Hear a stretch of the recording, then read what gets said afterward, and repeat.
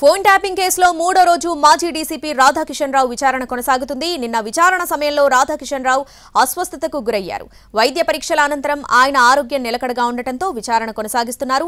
ఈ నెల 10 వరకు రాధాకిషన్ రావు కస్టడీ ఉంటుంది. మరోవైపు ఎస్ఐబీ విభాగంలో పనిచేసిన సిబ్బందిని విచారిస్తుంది దర్యాప్తు టీం. నిన్న వరంగల్, నల్గొండ జిల్లాలకు చెందిన ఎస్ఐబీ అధికారులు విచారణకు హాజరయ్యారు. వారితో పాటు నల్గొండ జిల్లాకు చెందిన 2 కానిస్టేబుళ్లను విచారించారు. ఇవాళ మరికొంతమంది సిబ్బందిని కూడా విచారించే అవకాశం ఉంది.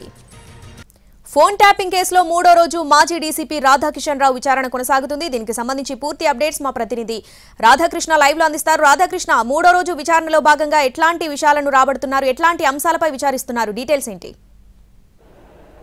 శ్రావణి, ఈ ఫోన్ ట్యాపింగ్ వ్యవహారం తీగలాగితే డొంక కదిలినట్లుగా మొత్తం కేసుకు సంబంధించిన వ్యవహారంలో పెద్ద పెద్ద వాళ్ళు అధికారులందరూ కూడా అరెస్టులు అవుతున్న పర్వం మనకు కొనసాగుతుంది. ఇప్పుడు రాధాకిషన్ రావుని ఇవాళ విచారణ కొనసాగిస్తున్నారు. 3 రోజుల క్రితం అతన్ని చంచల్గూడ జైలు నుండి అదుపులోకి తీసుకున్నారు. కోర్టు ఆదేశాల మేరకు ఆ తర్వాత నేరుగా బంజారాహిల్స్ పోలీస్ స్టేషన్ కి తీసుకుని వచ్చి అతను విచారిస్తున్న పరిస్థితి కనబడుతుంది. నిన్న కొద్దిగా అతను మధ్యాహ్నం తర్వాత విచారణ సమయంలో అస్వస్థకు గురి కావడంతో వెంటనే వైద్యులను పిలిపించి అవసరమైన వైద్య పరీక్షలు చేయించారు. ఆ తర్వాత రిపోర్ట్స్ అన్ని కూడా నార్మల్ గా ఉండడంతో తిరిగి విచారణ ప్రారంభించడం జరిగింది. ఇవాళ 3వ రోజు కొద్దిసేపటి క్రితమే దర్యాప్తు అధికారిగా ఉన్న జూబ్లీ హిల్స్ ఏసీపీ ఇక్కడికి రావడం జరిగింది.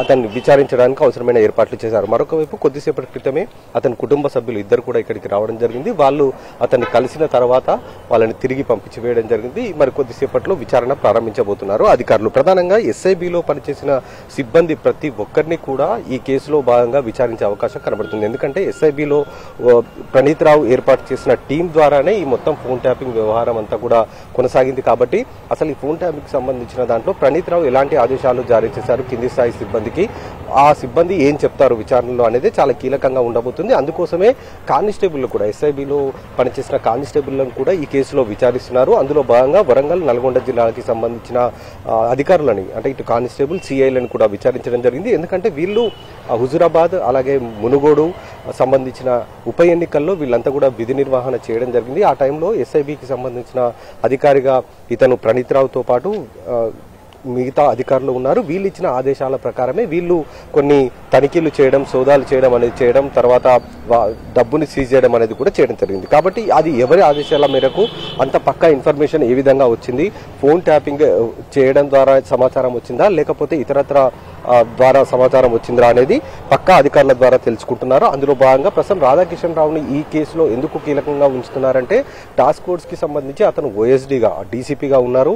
అతని ఆదేశాల మేరకు కింది స్థాయి సిబ్బంది ఇటు ఇన్స్పెక్టర్లు 4 జోన్లకు సంబంధించిన వాళ్ళంతా కూడా ఈ ఉప ఎన్నికల సమయంలో సోదాలు నిర్వహించడం జరిగింది. కాబట్టి దానికి సంబంధించి అతని నుండి వివరాలు రాబట్టబోతున్నాడు. ఈ కేసులో ప్రభాకర్ రావు మెయిన్ గా ఉన్నాడు, కానీ అతను మాత్రం ఇప్పటి వరకు పోలీసులకు అందుబాటులోకి రాలేదు. అతను విదేశాల్లో ఉన్నాడు, అమెరికాలో. అతను ఇక్కడికి వస్తే విచారణకు హాజరైతే మరికొంతమంది పేర్లు కూడా వెలుగులోకి వచ్చే అవకాశం కనబడుతుంది.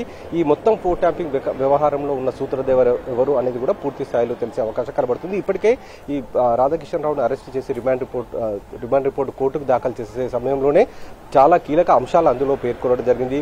ఎవరెవరు అందులో పాల్గొన్నారు, ఏ విధంగా హార్డ్ డిస్క్లను ధ్వంసం చేశారనేది కూడా పూర్తి స్థాయిలో అతను పేర్కొనడం జరిగింది. ఇప్పుడు హార్డ్ డిస్క్లు రిట్రీవ్ చేసే ప్రయత్నం చేస్తున్నారు. కాబట్టి అందులో ఉన్న డాటా కనుక బయటికి వస్తే ఇంకా ఈ కేసులో అరెస్ట్ పర్వం కొనసాగే అవకాశం కనబడుతుంది. శ్రావణి.